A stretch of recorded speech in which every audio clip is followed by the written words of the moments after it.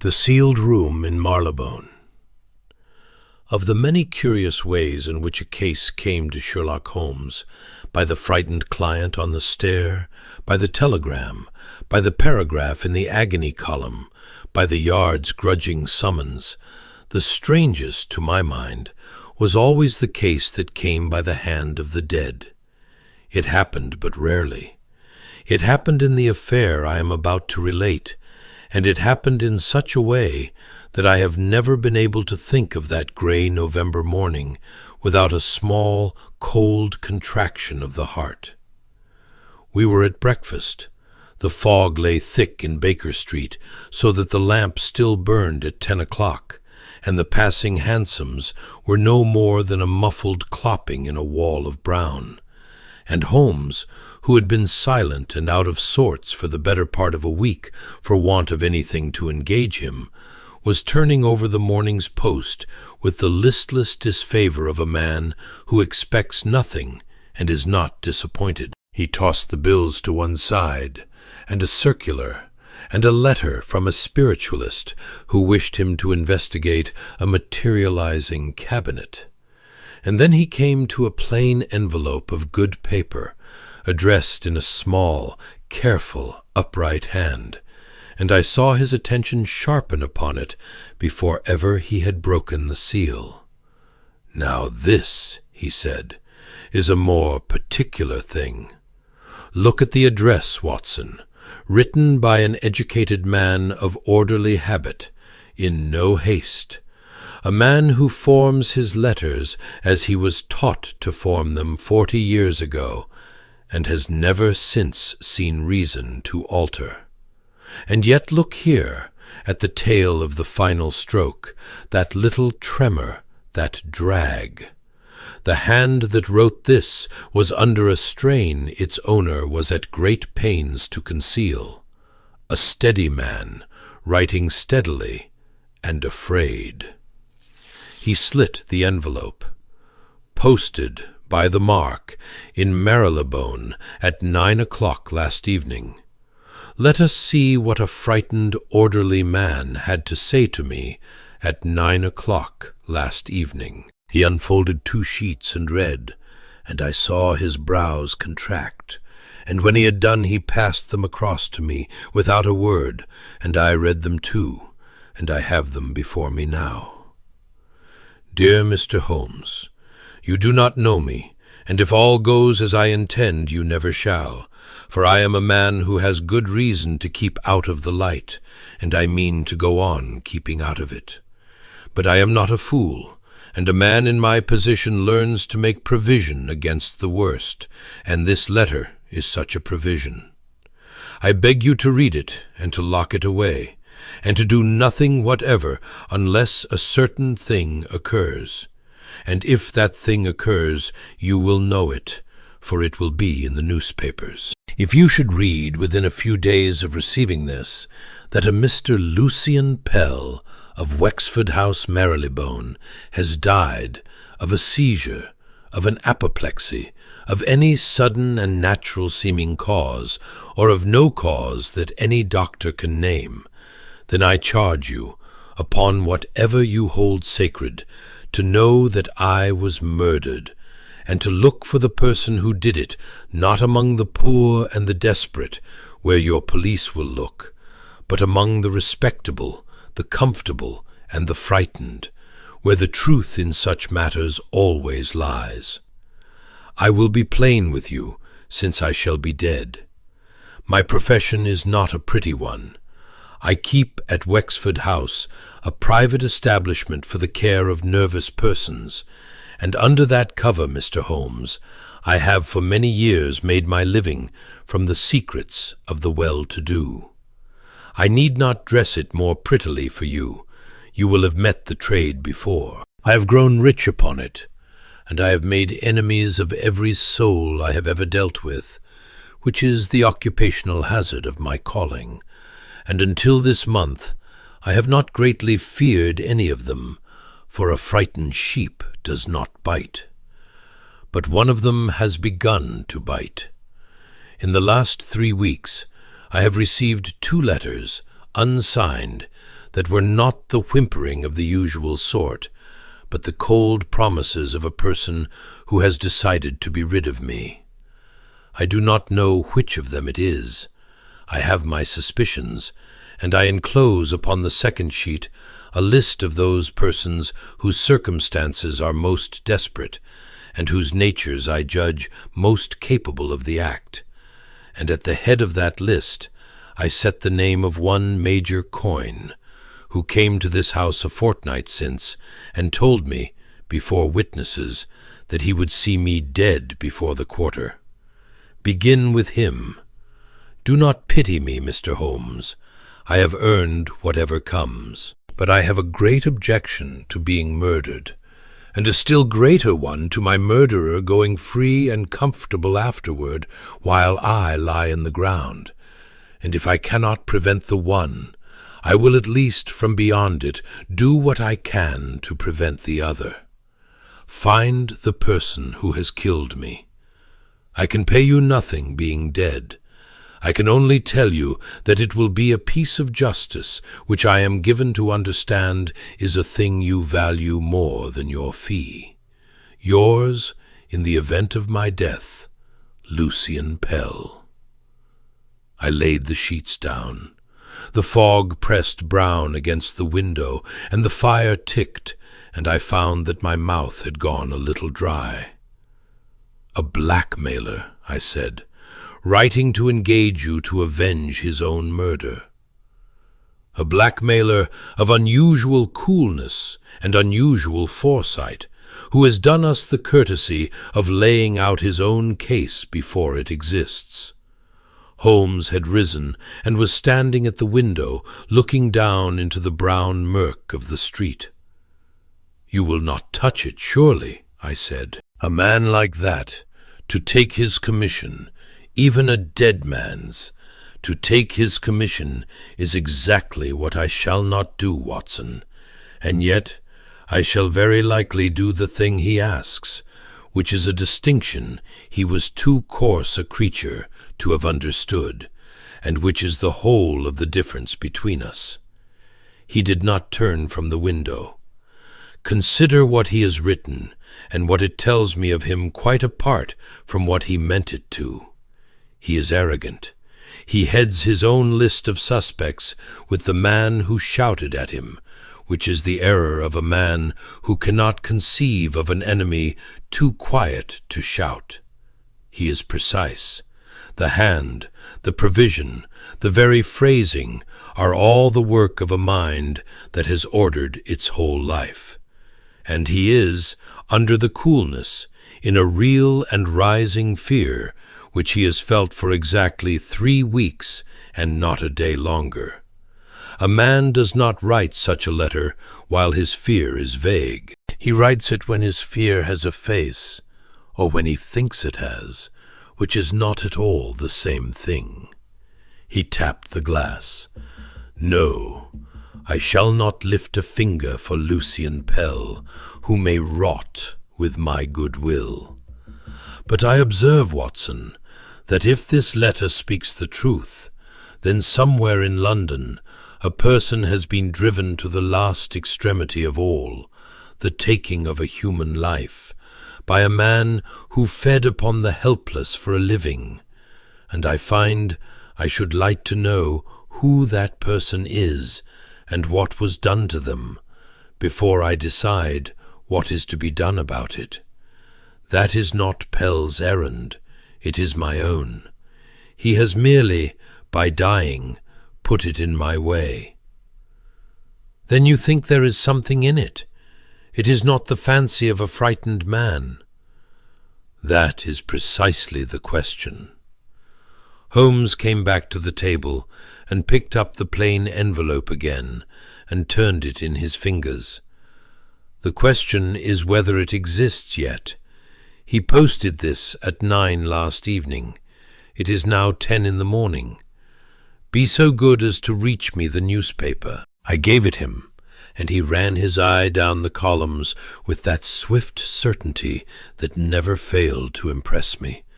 And presently he stopped and stood very still and read a short paragraph twice over. "He exists," said Sherlock Holmes quietly. "Or rather, he has ceased to. Listen. Sudden death of a Marylebone gentleman.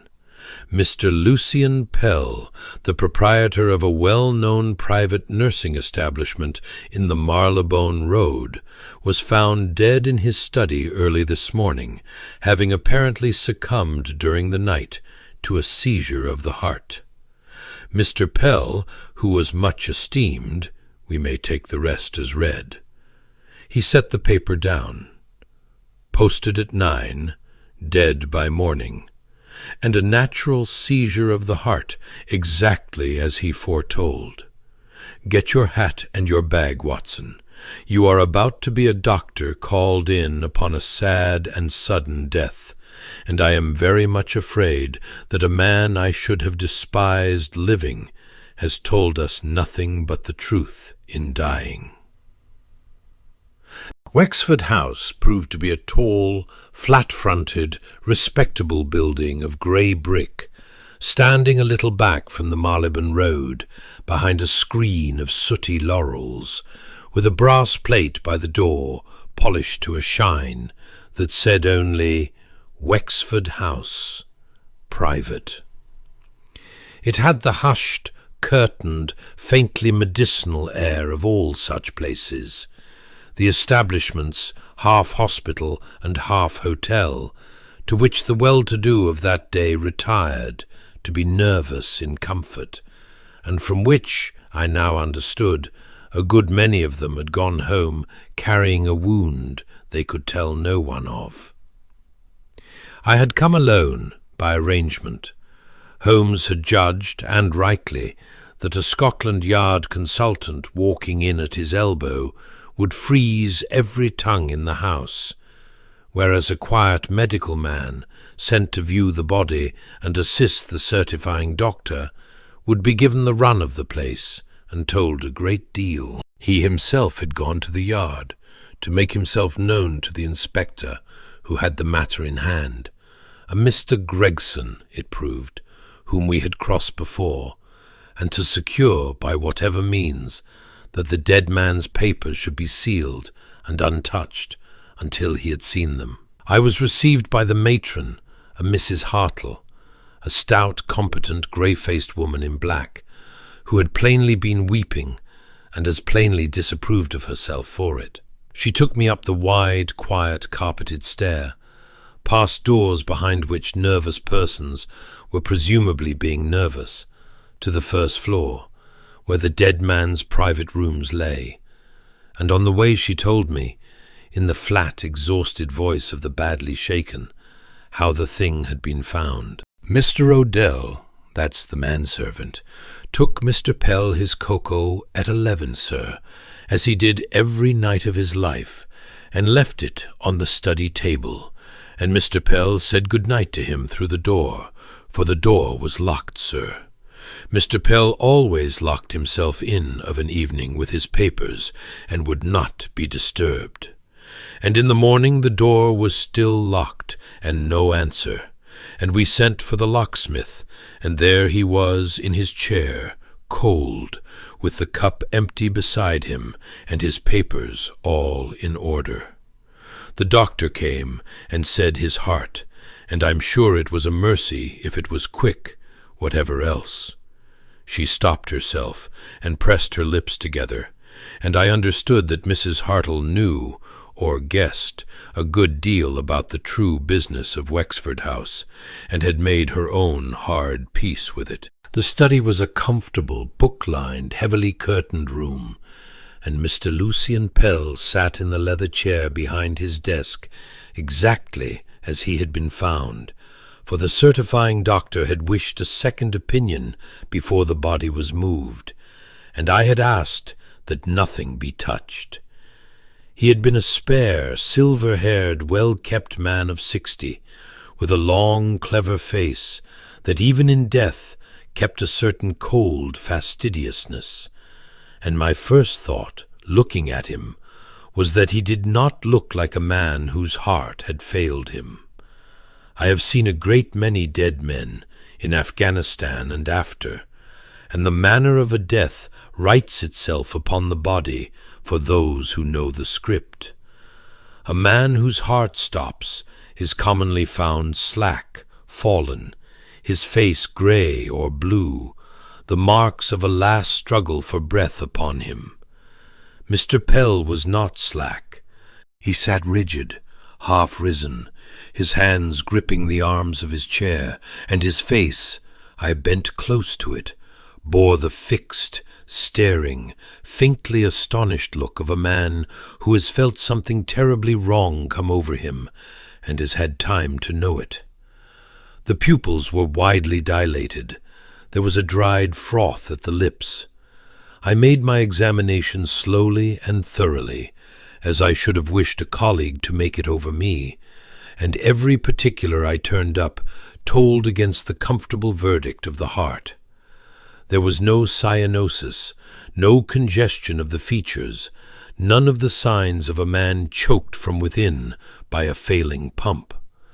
The limbs had a stiffness that was not yet the ordinary stiffness of death, but something that had come earlier and stayed, the rigidity of a body whose every muscle had been driven in its last hour into a cramp it could not release. And on the small table at his elbow stood the cup, an ordinary breakfast cup of white china, empty, with a brown ring dried in the bottom of it, and the faint, sweetish smell of cocoa still about it, and beside it the tray on which Odell had brought it up. It was when I drew off my glove and laid my fingers from old habit against the cold cheek, and then to the corner of the mouth, and touched my fingertip to my tongue, that I had my answer. I caught, very faint but unmistakable, a strange, persistent, tingling numbness that spread upon the tip of my tongue and would not be rubbed away. And to make certain, I did a thing I would not have any young practitioner copy without cause. I moistened my finger and touched it, barely, to the dried residue in the bottom of the cup, and to my tongue again. And there it was once more, stronger, that creeping deadness, as though the nerve itself had been quietly switched off. I sat back on my heels, and I confess that a small chill went through me, there in that curtained room, alone with him. This was no seizure of the heart. This was aconite, the root of the monkshood, the queen of poisons, which kills by the creeping paralysis of every nerve it touches, and leaves behind it that one small, unmistakable calling card, the tingling numbness upon the lips and tongue of anyone rash enough to taste where it has been. I knew it as I knew few things in my profession, for it is a poison with a particular horror in it. It does not cloud the mind. A man dying of aconite feels the cold climb him from the feet, feels his own heart falter and slow, feels the breath grow difficult and the limbs refuse him, and knows the whole of it, clear-headed to the last, an intelligent prisoner walled up alive in a body that is being shut down, room by room, about him. Lucian Pell had been poisoned, precisely as he had foretold that he would be, and he had died, I did not doubt, wide awake in that locked room, with the empty cup at his elbow, and the knowledge of exactly what had happened to him, and no bell he could reach, and no voice left to call with. The cup stood rinsed and innocent by his hand, and the door had been locked upon the inside, and somewhere in this hushed and respectable house moved the hand that had done it. I made my report to Holmes that afternoon in Baker Street, and found him already in possession of the dead man's papers, or rather of the great steel deed-box in which the greater part of them had been locked, and which stood now upon our hearth-rug, with the yard's seals broken, and Holmes upon his knees before it, like a man at an altar. "Aconite," he repeated, when I had told him. "You are certain?" "As certain as a man may be without the analyst's bench.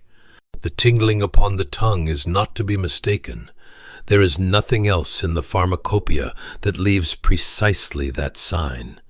And it fits the rest, Holmes, the dilated eye, the rigidity, the look of a man who felt himself dying by inches and could not stir to save himself.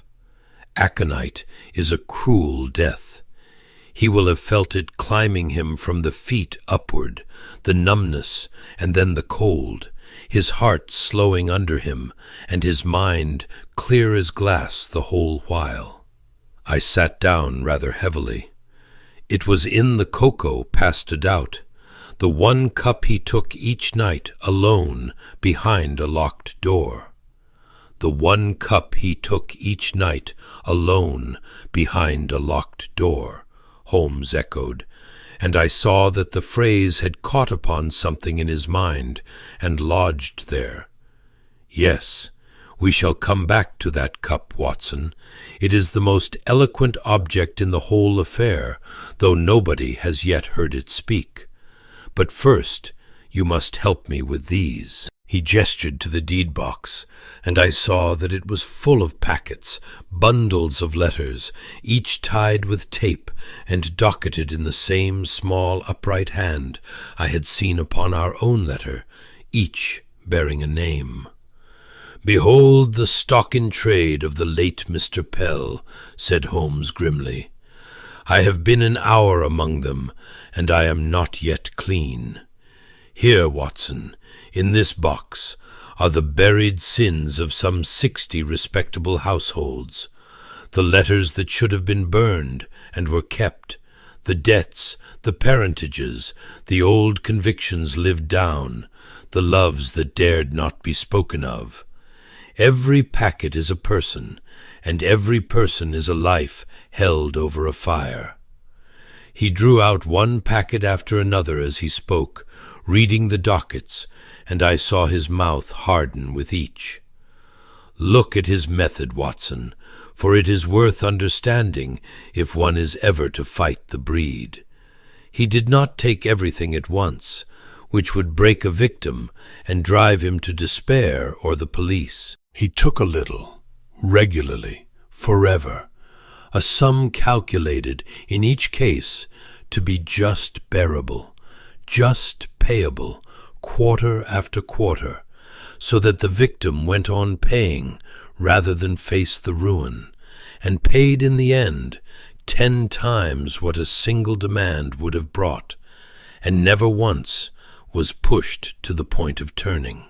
It is here, all of it, in his own hand, against each name, the secret, the victim's income, the sum assessed as the most that could be drawn without breaking the goose, and then the payments, entered to the shilling, year upon year, as regular as rent.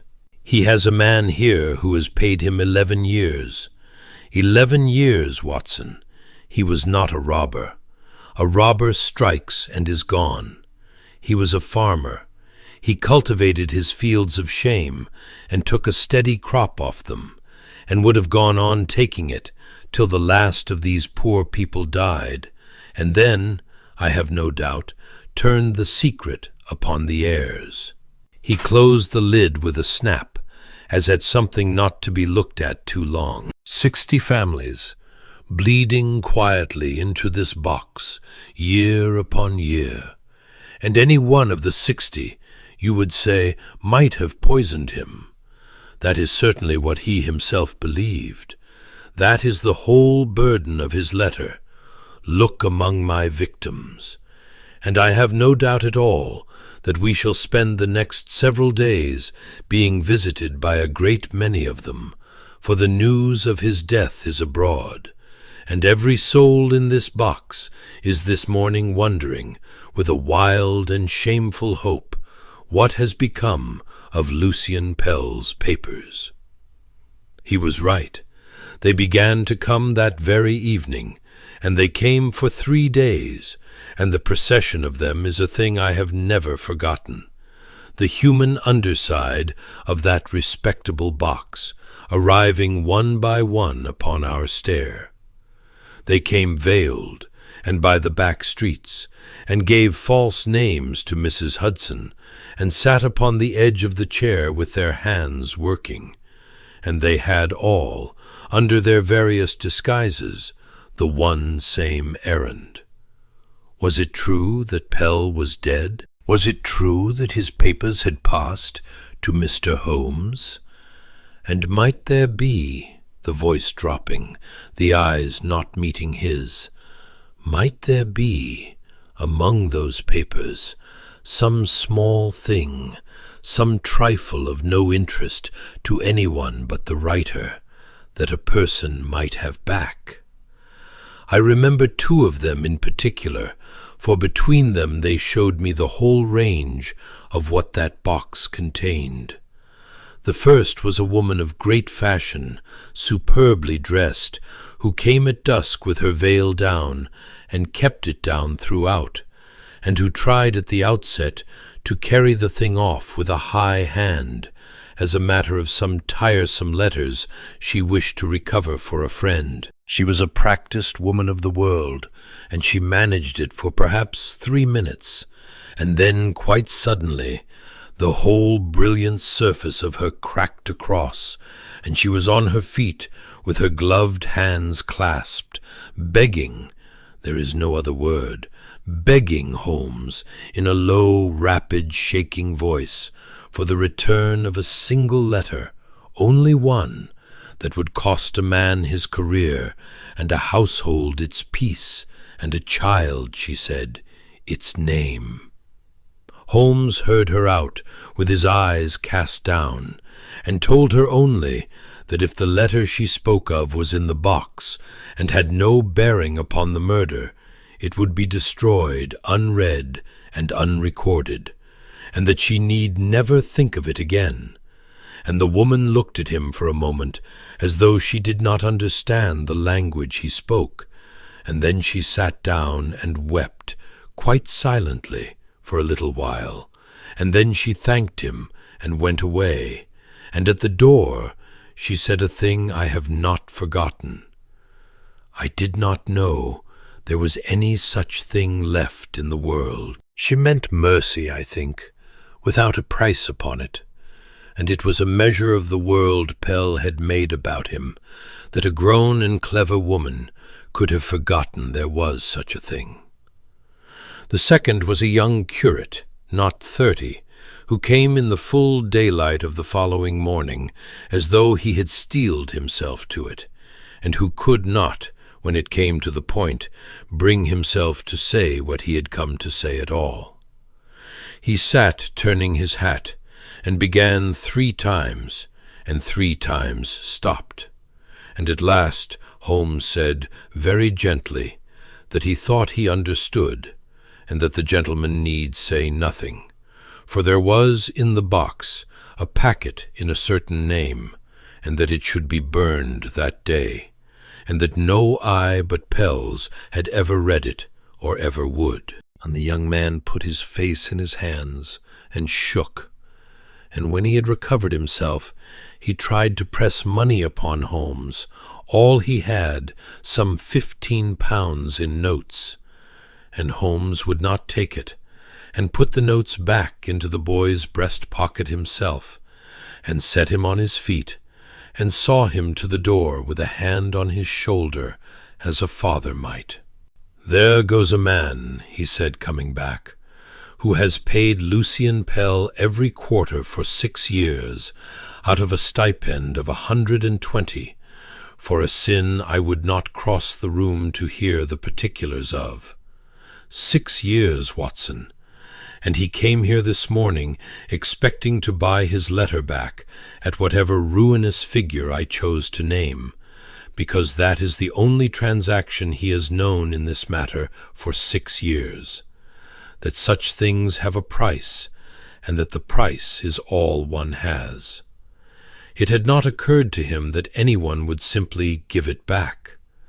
That is what the trade does, Watson. It does not merely rob people of their money, it robs them of the very notion that kindness is possible, until a man kneels in your sitting room from sheer astonishment at not being bled. Holmes treated them all with a grave and impersonal courtesy that I found, watching, curiously moving. He made no bargains and took no money, and gave no promises beyond the one, but he told each of them the same thing, that the papers were, for the present, evidence in a case of murder, and could be returned to no one yet, but that they were in the hands of a man who had no interest whatever in their contents beyond the single question of who had done Pell to death, and who would, when that question was answered, know how to deal with the rest as an honest man should. And it was strange to see how many of them went away comforted by so cold a promise, and how many, at the door, gripped his hand. "You perceive the difficulty, Watson," he said, when the fourth of them had gone, a trembling old clergyman whose secret I had not asked and would not set down. Every one of these poor people had a motive to kill Lucian Pell that a jury would hang a man for. Every one of them wished him dead. Several of them, I do not doubt, have prayed for it. If motive were proof, I might arrest the whole procession and be done. But motive is the commonest thing in the world, Watson, and the cheapest, and it proves nothing whatever by itself. For the road from wishing a man dead to poisoning his cocoa is a very long one, and most people, thank God, never travel above the first mile of it. No, I shall get nothing from the motives. There are 60 of them, and they are all sufficient. I must look elsewhere. I must look, in fact, at that cup. You keep returning to the cup, because the cup is the one thing in this affair that narrows it. He leaned forward, his fingertips together. Reflect, Watson. 60 people had a motive, but of those 60, how many knew that Lucian Pell took a cup of cocoa alone in a locked study at 11 o'clock every night of his life? That is not a thing a man advertises. It is a small, private, domestic habit, known, as such habits are only ever known, to the people who live in the house and serve it. Major Coyne, storming in a fortnight ago to threaten him before witnesses, did not know it, nor did the veiled ladies upon our stair. They knew Pell the blackmailer, whom they met by appointment in his consulting room, and paid and fled. They did not know Pell the man, who locked his door at night and drank his cocoa alone. The person who put aconite in that cup knew the innermost routine of that house, and that, Watson, is a very different and a very much shorter list than the 60 in the box. It was upon the second day that Major Coyne came, and he came not veiled and by the back streets, but openly, in a temper, up the front stair 2 at a time, and flung himself into the chair as though he meant to break it. He was a big, florid, choleric man of 50-odd, with a white moustache and a broken-veined face, and the loud, overbearing manner of a man who has been frightened for a long time, and has decided that anger is more dignified than fear. He had come, he announced, because he understood that the police had some cock-and-bull notion, got from Pell's own hand, that he had murdered the scoundrel, and he had come to say to Mr. Sherlock Holmes's face what he had already said to the inspector, which was that he wished to God he had, that he would have counted it the best morning's work of his life, and that he had not, and that they might prove he had, if they could. "He named you, Major," said Holmes mildly, "at the head of a list in a letter written the night he died. He wrote that you had threatened to see him dead before the quarter." "So I did." The Major struck the arm of the chair. "So I did, before a room full of people, and I meant it, and I say it again here. The man had me by the throat, sir. I'll not tell you with what. It is an old thing, and a dead thing, and it concerns a woman who is these 10 years in her grave, and cannot be hurt by it now. But he would have spread it, and it would have finished my boy's career. And I told him I would kill him sooner than let him, and I would have. But I didn't, Mr. Holmes, and I'll tell you why I didn't, and it is the humiliating truth, and you may make of it what you please." He glared. "I hadn't the nerve. I sat up 3 nights with my old service revolver on the table before me, and a mind to go round to Wexford House and do it, and I could not, because I am a coward, sir, whatever else I am, and I found it out at 60, which is a bitter age to find it out. That is my alibi. I am too great a coward to have killed him, and I dare say half the poor devils in his book are the same, and that is how such men die in their beds at 80. There was a silence, and then Holmes said, not unkindly, "When were you last inside Wexford House, Major?" "A fortnight ago, the day I threatened him. I have not been near the cursed place since. I hadn't the stomach for it." "You have never been in the house after dark? Never above the ground floor? Never in his private quarters?" "His private, good God, no. One saw Pell in the consulting room on the ground floor, by appointment, like a dentist, paid one's blood money, and got out as fast as one decently could. I should no more have known the way to his bedroom than to the Pope's." He snorted. "Why do you ask me such a thing?" "Because it clears you," said Holmes simply, and the big man stared at him, and something went out of the florid face, some long-held brace of defiance, and for a moment he looked merely old and tired and infinitely relieved, and could not speak. When he had gone, I looked at Holmes. "You believe him?" "I believe his cowardice, which is a far more reliable thing than his innocence would have been. A man may lie about his virtues, but he does not often invent his shames. And I believe the plain fact he let fall without knowing its value, that he did not know the inside of the house. He is the man Pell suspected, Watson, the man Pell went to his grave certain of, the man the Yard has all but arrested. And he cannot have done it, because the poison went into a cup he did not know existed, in a room he had never seen, at an hour he was never there. Pell, you observe, was quite wrong about his own murderer, which is the single most instructive fact we have yet been given." "Wrong? Why should he be wrong? Surely a man knows his own enemies." "A man knows the enemies he has made. He does not always know the enemies he has, which is a different set, and often a nearer one." Holmes rose and stood looking into the fire.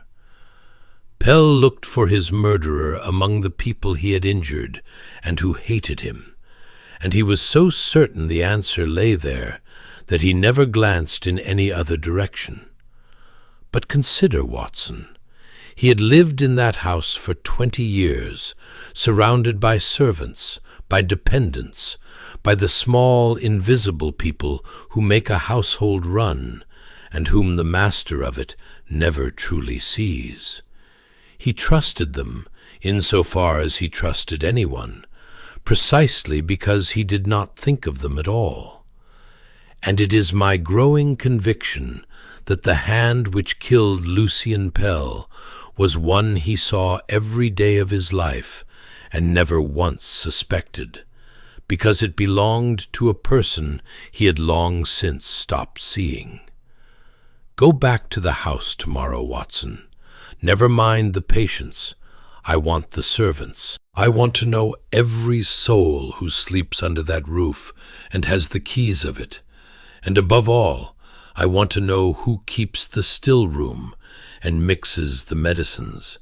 For the aconite that killed him came off a shelf, and I should very much like to know whose shelf. I spent the whole of the next day at Wexford House, and I came to know that hushed establishment a great deal better than I liked. Mrs. Hartwell gave me the run of it readily enough. The household was in that state of suspended shock in which people are glad of any purposeful stranger who seems to know his business, and a doctor asking quiet questions about the late master's health raised no alarm. I saw the kitchens and the still room and the servants' hall.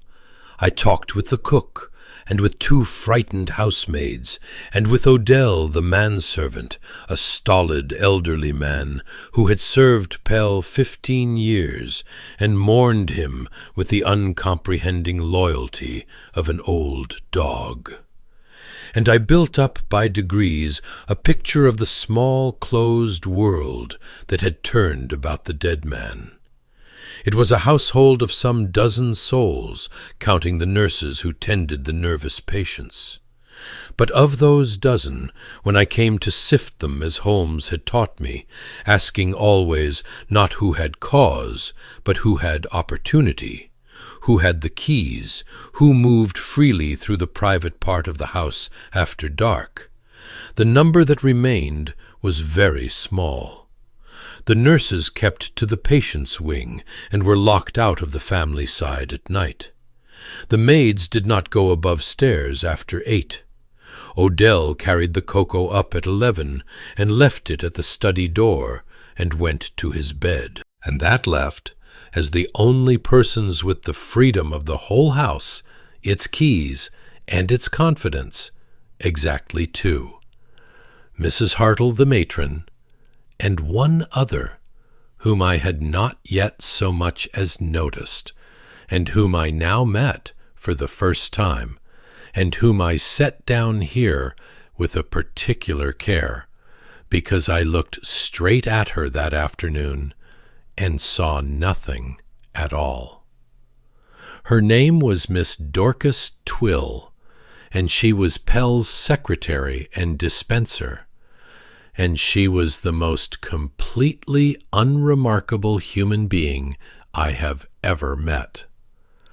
She was a woman of perhaps 45, small, spare, gray, in a gray dress, with a pale, plain face and pale, careful eyes behind steel spectacles, and a manner of such self-effacing quietness that she seemed, even as one spoke to her, to be receding.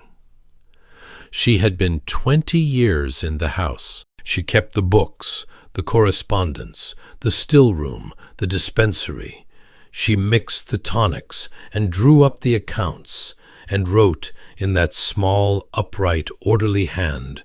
I did not then know where I had seen it before, the whole of the establishment's dull daily record. She answered my questions in a low, colorless voice, fully and helpfully, and without the smallest sign of feeling, and when I had done, she folded her hands and waited, like a piece of furniture that had been asked a question, and, having answered, resumed its place against the wall. I record, to my shame, that I dismissed her within 5 minutes. She was so plainly nothing, a grey spinster who had spent her life keeping another person's books.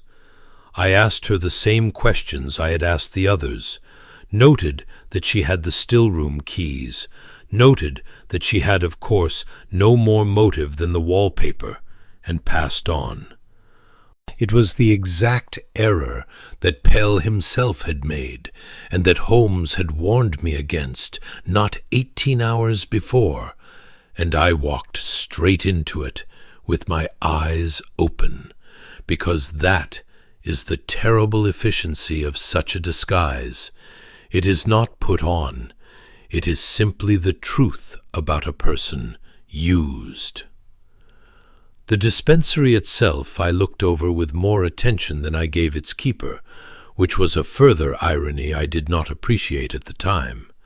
It was a small, cool, orderly room off the still room proper, lined floor to ceiling with the ranked bottles and gallipots and labeled drawers of a well-found establishment. Everything dusted, everything squared, everything in its place. And along the upper shelves, behind a little glazed door that had a lock, but stood, I noticed, unlocked, were kept the dangerous drugs, the tincture of digitalis, the chloral, the laudanum, the morphia, and, in a stout brown bottle with a red label, the tincture of aconite. It was, I thought, a model dispensary, and I said so, and Miss Twill inclined her grey head at the compliment, as at a thing that concerned the room, and not herself. I did notice in passing one small thing, and thought nothing of it. As I was leaving, I remarked, by way of harmless conversation, that it must be a heavy responsibility, the keeping of so many dangerous drugs. And I saw her pale eyes move just once to that upper shelf and the brown bottle upon it, and away again, and she said in her colourless voice that she had always been most careful, and that Mr. Pell had trusted her with everything.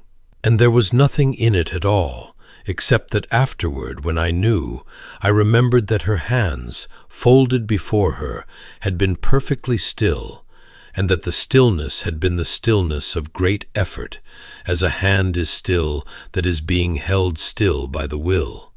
But I did not see it then, and I make no claim that I did. I saw a tidy woman, in a tidy room, answering a tidy question, and I bade her good day. There was one other thing I saw that day, and this one lodged in me, though I could not have said why.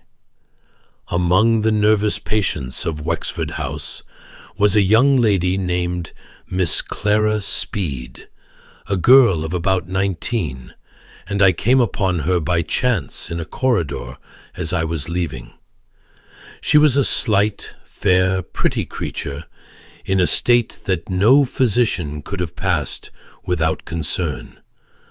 White to the lips, hollow-eyed, trembling, with the particular haunted watchfulness of a person under an unbearable strain. I took her at first for one of the genuine nervous cases the house existed to treat, but as I murmured some professional civility and made to pass on, she caught my sleeve and looked up at me with a wild and desperate directness, and asked me in a whisper, glancing down the corridor as she spoke, whether it was true that Mr. Pell was truly dead, and whether it was quite certain that he could not, here her voice failed, that he could not come back. I assured her, gently, that Mr. Pell was beyond all doubt dead, and I have never in my life seen such a look cross a human face as crossed hers then. Not grief, not shock, but a great flooding, unspeakable relief, so violent that she swayed with it and put out a hand to the wall. And then, on the very heels of the relief, a rush of the purest terror I have ever seen, as though relief itself were a thing she must not be caught feeling. She thanked me and fled, and I stood looking after her with a vague sense that I had witnessed something of great importance without in the least understanding what. I told Holmes of it that evening, and he listened with his eyes closed, and at the end he was silent for a long while. "A girl of 19, he said at last, who greets the death of a blackmailer with terror as much as with relief. Now why terror, Watson? Relief I understand. The whole of his 60 would feel that. But she is afraid. Not for herself, I think. A person afraid for herself does not clutch a strange doctor's sleeve in a corridor to make sure her tormentor is dead. She keeps very still and hopes to be overlooked. She was afraid for someone. And the death that freed her has, at the same moment, put someone she loves in a danger she cannot bear to think of." He opened his eyes. "I begin to see the shape of it, and I do not much like the shape, for it is a sad one. Tell me, Watson, this girl, this Miss Speed, who in that house is kind to her?" I had not asked, but I had seen, and I told him that as she fled it had been to a gray, small woman waiting at the end of the corridor, who had put an arm about her and drawn her away, and that the woman had been Miss Dorcas Twill, the secretary. Holmes sat very still. "The furniture," he said softly, "that put out an arm to comfort her. Yes. Go on being blind a little longer, Watson. You are being blind in exactly the right direction." Holmes did not go to Wexford House the next day, nor the day after. He remained in Baker Street among the dead man's papers, and I understood by now not to mistake his stillness for idleness. He had the deed box open again, and beside it the establishment's own books, which he had obtained through Gregson. The ledgers, the case registers, the correspondence files, the whole dull paper record of 20 years, kept in that small, upright hand. He read for 2 days, saying little, and I watched a thing take shape behind his eyes that he would not yet put into words. "It is a curious study, Watson," he said once, looking up from a ledger, "the reading of a life backward through its accounts. Here is the whole of Lucian Pell, if one has the patience to assemble him, not the monster of the deed box, but the man of the ledgers, and they do not tell quite the same story. Do you know what strikes me most, going through 20 years of this establishment? Its perfect order. Every entry balanced, every letter filed, every drug accounted for, the whole vast, dreary machinery of it turning without a slip, year upon year. A blackmailer is by nature a disorderly force, Watson. He lives by chaos, other people's chaos, and yet the house he lived in ran like a chronometer. Somebody kept it so. Somebody stood behind that man for 20 years and made the trains run, and the books balance, and the poisons stay upon their shelves, and asked nothing, and was thanked for nothing, and was seen by nobody. He turned a page. I find I want very much to meet that somebody. I have been meeting her in these books for 2 days. She has a beautiful hand. On the 3rd day he sent me back to the house with a very particular commission. I want the dispensary register, Watson, the poisons book. Every establishment of this kind must keep one by law. a record of every dangerous drug received and every quantity used, and the date and the purpose and the hand that dispensed it. It will be kept, I have no doubt, with the same beautiful order as all the rest. Bring it to me, or, if it may not leave the house, copy me the entries for the tincture of aconite over the last 12-month, exactly to the drop, with their dates. And Watson, he looked at me over the ledger, do not let it be seen that it is the aconite in particular that interests you. Ask for the whole book, and copy a page here and a page there, and let the aconite be one among many. I do not wish a certain careful person to know which shelf we are looking at. I did as he asked. It was not difficult. Mrs. Hartwell produced the poisons book without demur, and I sat in the little dispensary and copied from it at my leisure, with Miss Twill working silently at her accounts, not 6 feet from me the while, her pen scratching evenly, her grey head bent. I confess the nearness of her made me uneasy now, though I could not have said why, and I was careful, as Holmes had bidden me, to turn many pages and copy widely, and to let no particular interest show. And I found, when I came to the aconite, that the entries were exactly as Holmes had foretold, neat, regular, fully particularized, a model of what such a record should be. Tincture of aconite, received such a date, so many minims dispensed, such a date, for such a patient, by D.T. It was all in perfect order, but for one thing, and I very nearly missed it, and did not understand it when I found it, and copied it down only because I copied everything.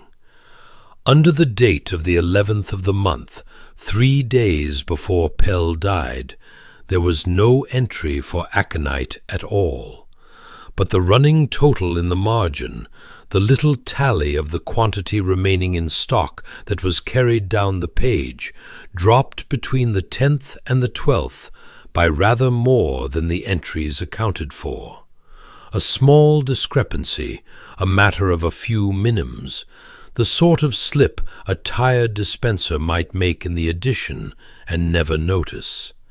In any other book in the world I should have thought nothing of it. But this was not any other book. This was a book kept for 20 years without a single error, by the most orderly hand in England, and in the 1 week that mattered, the tally did not add up, and a small quantity of aconite had left that shelf without a name against it. I brought Holmes my copy, and pointed out the discrepancy with some diffidence, half expecting him to tell me I had made a slip in my own arithmetic. He looked at it for a long time in silence. "No," he said at last, very quietly, "you have not erred, Watson, and neither in 20 years did she, save this once. Consider what this little sum confesses. Here is a woman who has kept a flawless record for 2 decades, to whom order is not a duty, but a nature. And in the week her master is poisoned, her flawless record develops, for the first and only time, a hole exactly the size of the poison. She could bring herself to take the aconite.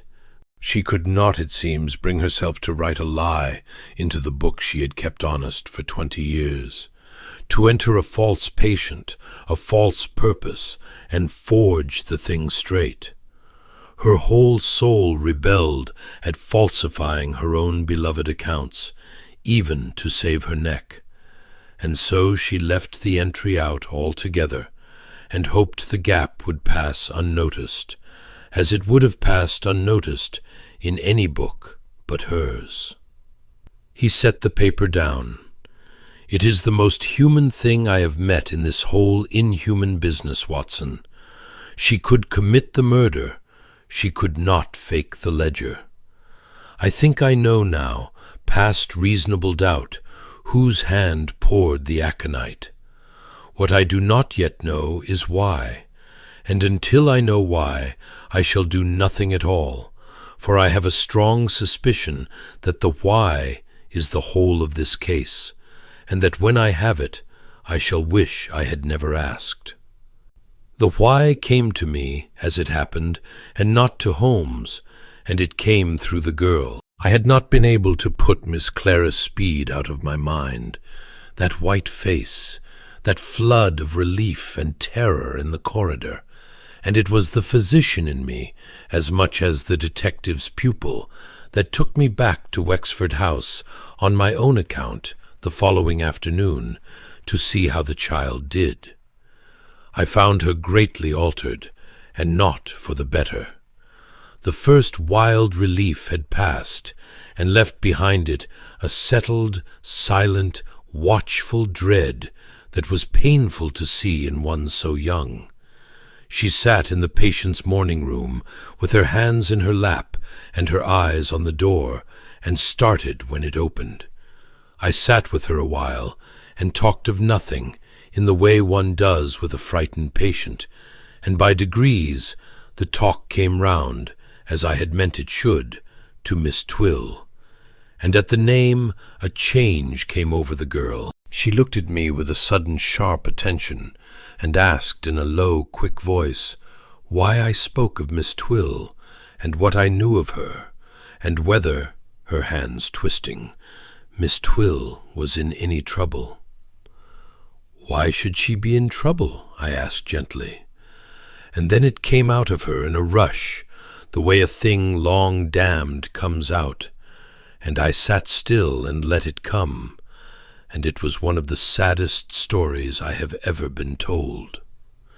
She was an orphan, she told me, with a little money of her own that was to come to her at 21, and no near kin but a guardian who cared nothing for her, and she had been sent to Wexford House a year ago for a nervous complaint that she now understood, poor child, to have been nothing but unhappiness. And there Lucian Pell had found her out. She had written at 16, in her loneliness, some foolish, trusting letters to a music master, a married man, who had kept them, and, when he fell into difficulties, sold them, and they had come by the underground channels of his trade into the hands of Pell, and Pell had understood at once that here was something rarer than money. For the girl was of age in 2 years, and had her little fortune, and had no one in the world to protect her. And Pell had conceived the design not merely of bleeding her, but of having her, of using those letters to force her, when she came of age, into a marriage with himself, which would give him her fortune and her person, and a respectable young wife to cover his old age, all at the price of a bundle of schoolgirl letters he had bought for £30. He told me, she whispered, that I should marry him on my next birthday, or he would send the letters to every soul I knew, and to the newspapers, and that I should be ruined past any saving, and that no one would ever believe I had not been his mistress already. And I believed him. I believe him still. He was going to, on my birthday I was to... She could not finish it. It is in 3 weeks. My birthday is in 3 weeks.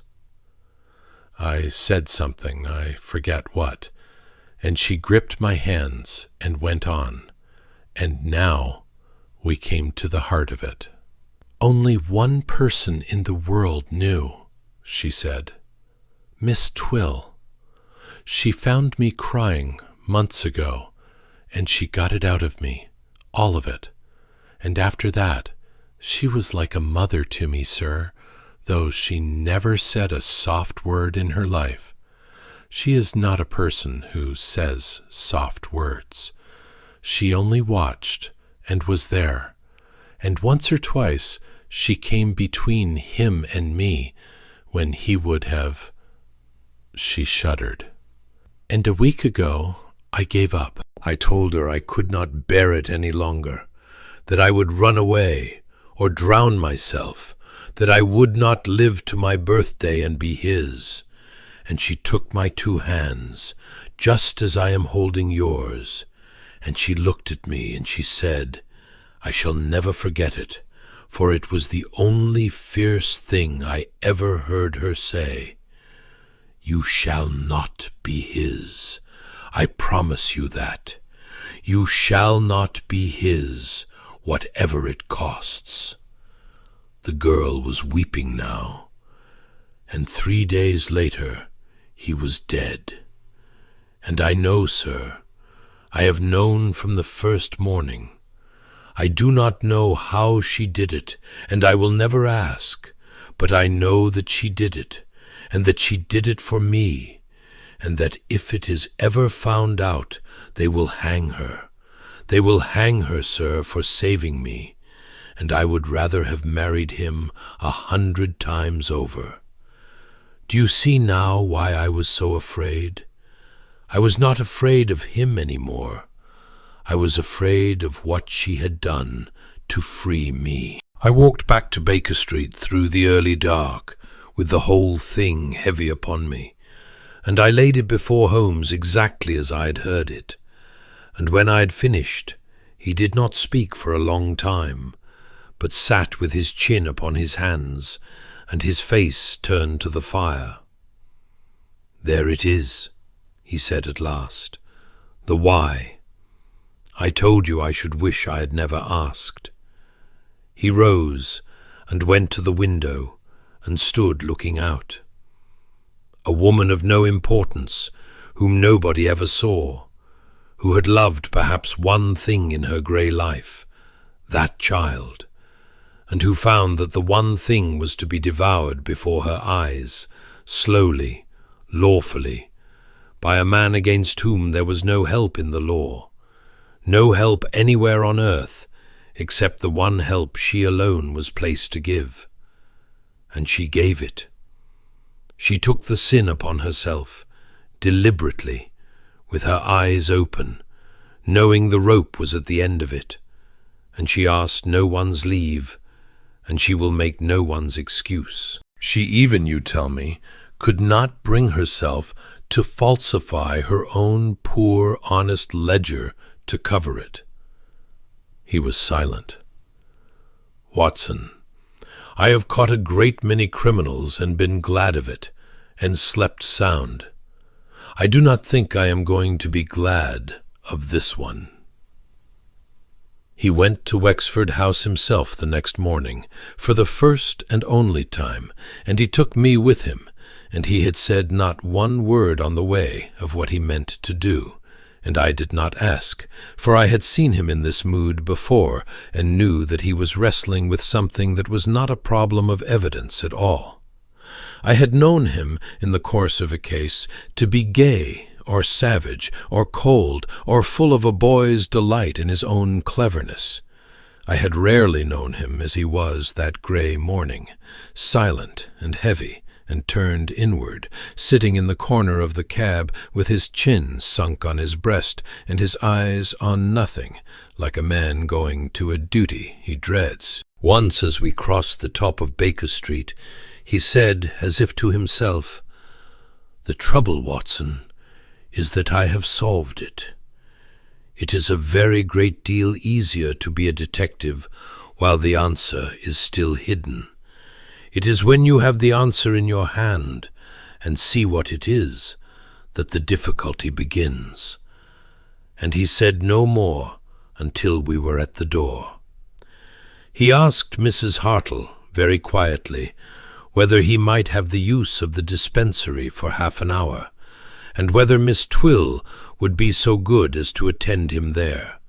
And the matron, who knew by now that this grave stranger held the fate of the house in his hands, made no difficulty. And presently Miss Dorcas Twill came into the little room where we waited among the ranked bottles and the smell of camphor, and closed the door behind her, and stood with her hands folded, grey and small and composed, and waited to be spoken to, exactly as she had waited for me a week before. Holmes looked at her for a moment in silence, and I saw him choose deliberately, not the manner of the hunter with his quarry, but something gentler and more terrible. "Miss Twill," he said, "I know what you did." She did not start, nor pale, nor cry out. The pale eyes behind the steel spectacles met his, steady as water, and she said in her low, colourless voice, "Yes, I thought you would in the end.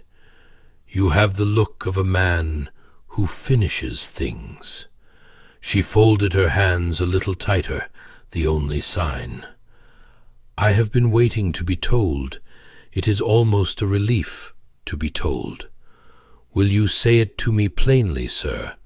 I find I should like it said plainly, once, aloud, by somebody, before the end."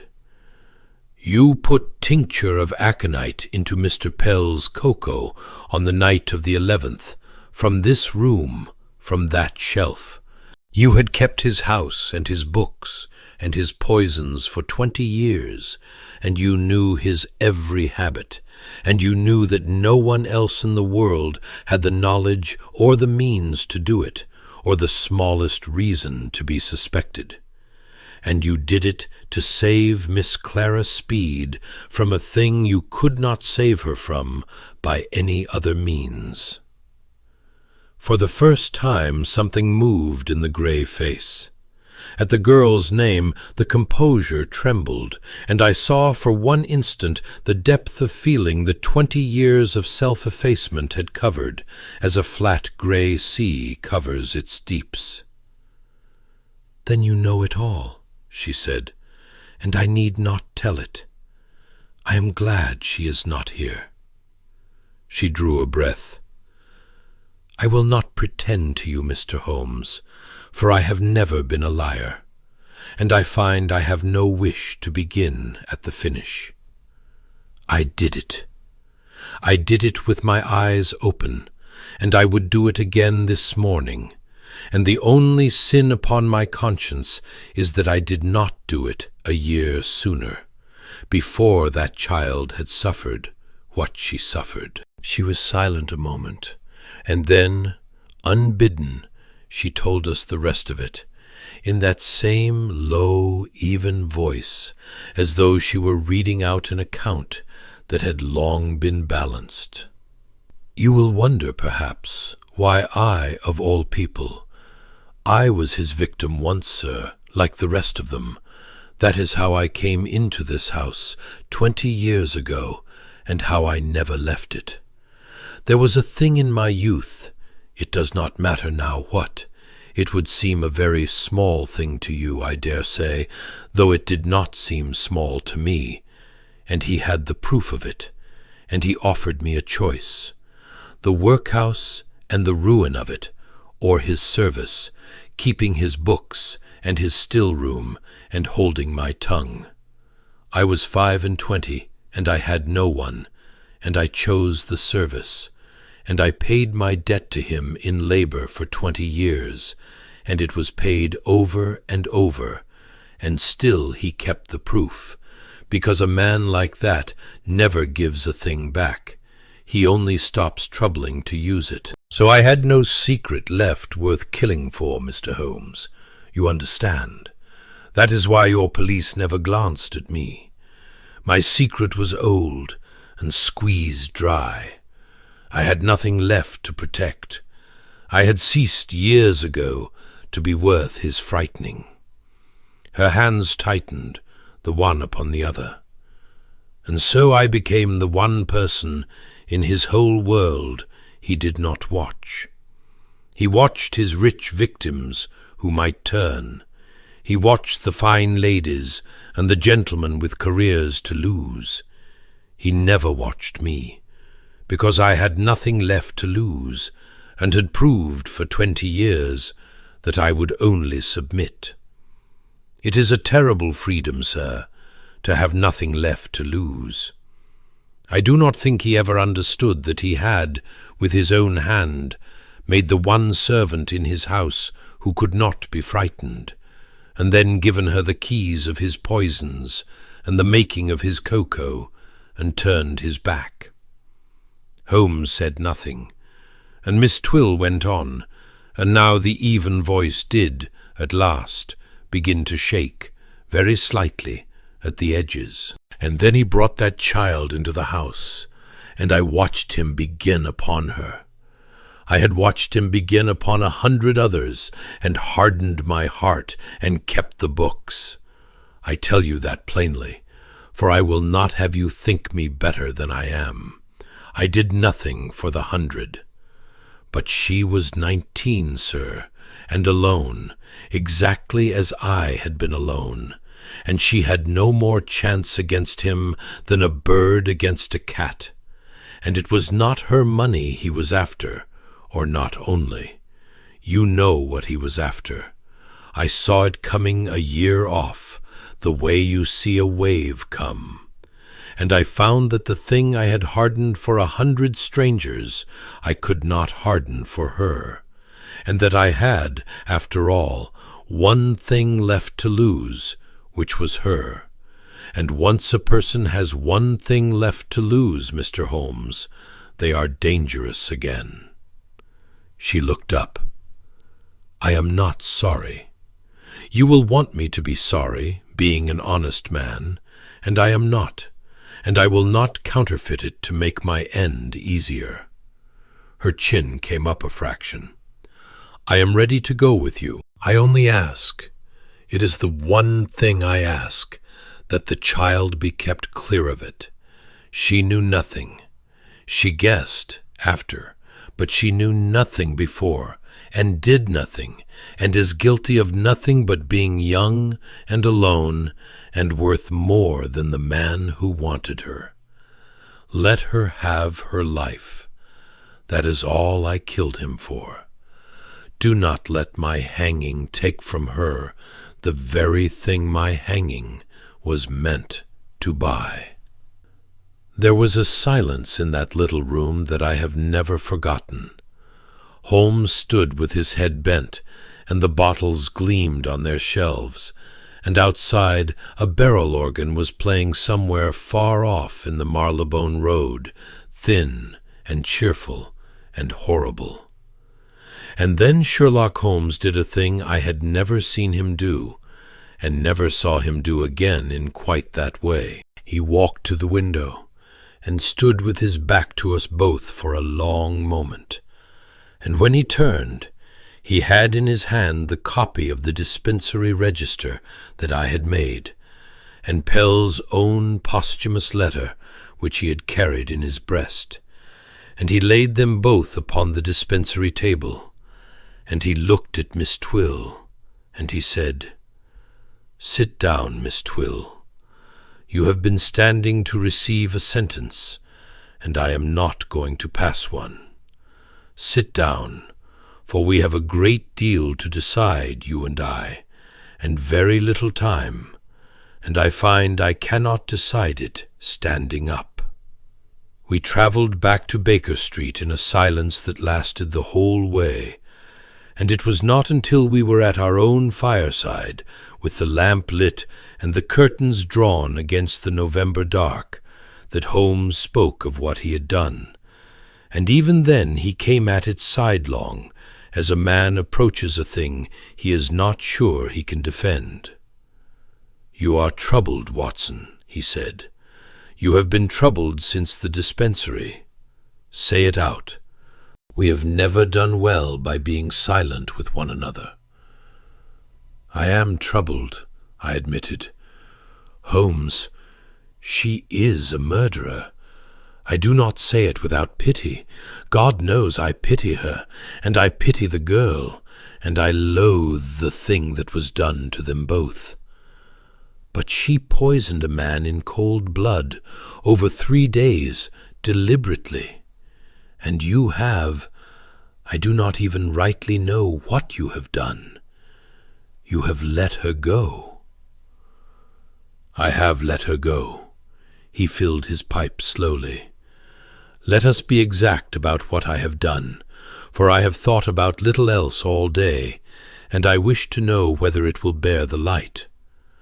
I have satisfied myself of the whole truth of this affair, and I have then deliberately suppressed it. The dispensary discrepancy your copy records, I shall see amended. The poisons book will balance again, and no one will ever look twice at it. Pell's letter to me, which points at the wrong man, I shall burn. To Gregson I shall report, with perfect truth as far as it goes, that Major Coyne is entirely innocent, that I can find no evidence whatever of any person having entered that locked room, and that in my considered judgment the medical appearances are as consistent with a natural seizure as with anything else, and that I recommend the inquest be allowed to reach the verdict it is plainly minded to reach in any case." He struck a match. "The verdict will be death by natural causes. It is not even a great lie, Watson. Half the doctors in London would have signed the certificate without a qualm. It was your particular knowledge and your particular conscience that made a murder of it, and mine that is now unmaking one." "And the ledger of victims, the 60. "Ah, now that is the part I am proud of, and I will tell you what I have done with them, for it is the one clean thing to come out of this dirty business." He leaned forward, and there was a light in his eye. "I have spent this evening, while you were at your dinner, going through that deed box packet by packet, and tomorrow, Watson, 60 people are going to receive, each by an unmarked hand, the whole of the material that Lucian Pell held over them. Every letter, every proof, every filthy docket, with no word attached, to do with as they will. 60 households, Watson, that have lived for years with a sword over them, are going to have their sword handed back to them to break. Whatever else came of Dorcas Twill's crime, that comes of it. She did not free one girl only. She has freed 60, though she will never know their names, and I am merely the postman of the thing she made possible." He sat back. "The blackmailer is dead. His victims are loosed. The innocent major is cleared, and a tired grey woman, who did murder to save a child from a fate I will not name, will spend what is left of her life caring for that child instead of dancing upon the air at Newgate. Weigh it, Watson. I have weighed it all day. Tell me honestly where the injury lies, and to whom, and I will listen." I was silent for a while, turning it over. "The law," I said at last, slowly. "The injury is to the law, Holmes. She killed a man. It is not for us, not for you, to appoint yourself her judge and her jury, and acquit her in a dispensary. If every man who was sure of his own righteousness might do murder and go free, provided some clever person approved his reasons, there would be an end of all safety. That is what troubles me, not her, the principle."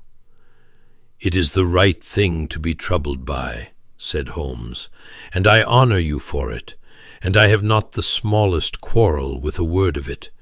You are quite right. It is a dangerous thing I have done, and if it were done often, it would be intolerable, and a society in which detectives forgave murders they found sympathetic would be a worse society than one in which they did not.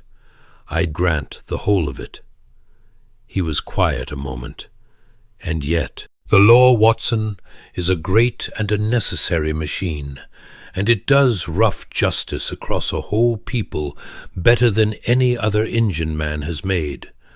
But it is a machine, and it has no eyes, and now and then a case comes before it so shaped that the machine, grinding faithfully on, would produce an evil so much greater than the evil it was built to prevent, that a man who fed it in, knowing what he did, could never afterward call himself just. This was such a case. The law would have hanged the only decent person in the whole affair, to avenge the only wicked one, and called it justice, and gone home. I could not be the hand that fed her in. I am not clever enough, or cold enough, or perhaps only not young enough any more, to have done it. He looked at me. If that is a fault in me, Watson, it is the fault I am least ashamed of in my whole nature, and I am too old to mend it now. I said nothing, for I found, against the whole weight of my training and my belief, that I could not wish him to have done otherwise, and that this itself dismayed me. "You need not agree with me," he said more gently, seeing my face. "Indeed, I had rather you did not wholly. It is a good thing that one of us should go on being troubled by it, for the day I cease to be troubled by such a choice is the day I become a menace. Keep your disquiet, Watson. It is the tax we should both of us pay on having done a merciful thing that we had no lawful right to do." I turned it over a while longer, for the thing would not let me rest. "And if you are wrong?" I said at last. "If some day you meet another such case, and read it as you have read this one, and are mistaken, if the sympathetic murderer is not a Dorcas Twill, but a clever devil who has played upon your pity. You have made yourself the judge, Holmes. The law is a poor, blunt thing, I grant it, but it does not fall in love with a good story, and you might." He was quiet for a moment, and I saw that I had touched the very nerve of it. "That is the truest word you have spoken tonight, and it is the one that will keep me honest if anything does. You are quite right. I have no warrant for this, and no protection against my own errors but my own judgment, which is precisely the protection every tyrant in history has trusted, and every one of them abused. I grant it all." He looked into the fire. "I can say only this in my defense, that I have done it once in 20 years, with my eyes open and my stomach turning, and that I mean it to remain the sort of thing I do once in 20 years, and never lightly. I would rather carry the weight of possibly being wrong about Dorcas Twill than the certainty of having been right about her and let her hang. And if ever you see me grow easy in it, comfortable in it, quick to it, then I charge you, as my friend, to tell me so plainly, for that will be the sign the thing has begun to rot in me, and I shall be the last man able to see it in myself." "I will tell you," I said. "I know you will. It is why I keep you." And for a moment the gravity lifted, and he almost smiled. "You are my conscience's second opinion, Watson, and I have never yet regretted calling you in." He rose and took up the packet of Pell's letter, and knelt at the fire, and fed it to the flames, and we watched it blacken and curl and go. There, the last word of the late Mr. Pell, who wished from beyond the grave to see his murderer hanged. It is the one wish of his I have been happy to disappoint. I have very little to add.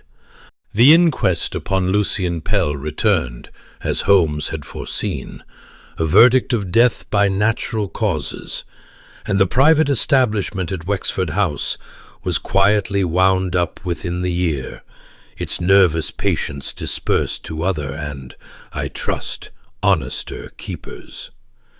60 households that winter received back the instruments of their long torment, and if some few of them ever wondered who their deliverer had been, they wondered in vain.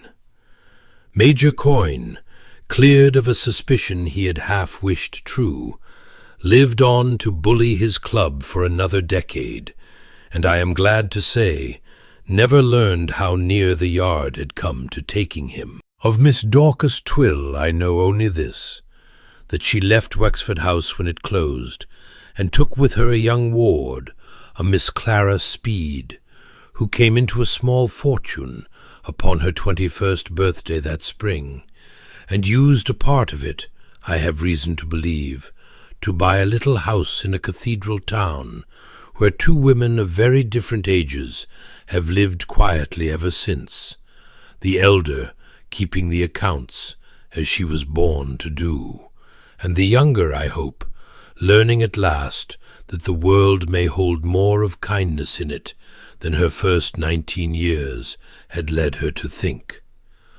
Holmes made it his business to know that much and no more, and never spoke of it, but once, a long time afterward, seeing a paragraph in the paper about the hanging of some poor wretch for a crime that had a grief behind it, he laid the paper down and was silent a while, and then he said, to the fire rather than to me, "The law must be obeyed, Watson. It must." A world in which each man weighed every case afresh in his own heart, and obeyed only where his heart consented, would be no world at all, but a chaos of 60 million private benches, and I would not live in it, nor would you. And yet I think there will be a rougher justice done at the last than any that is done at the Old Bailey, and I find as I grow older that I would rather answer at that assize than at this one. He was quiet a moment. I have kept the law all my life, Watson, and served it, and been proud to. I broke it once, for a grey woman in a dispensary, and it is the one act of my career I have never been able either to justify or to regret. And I have come to think that a man who cannot say as much of some single deed in his life has perhaps not looked closely enough at the difference between the rules we live by and the good they are meant to serve. And he took up his violin and would say no more.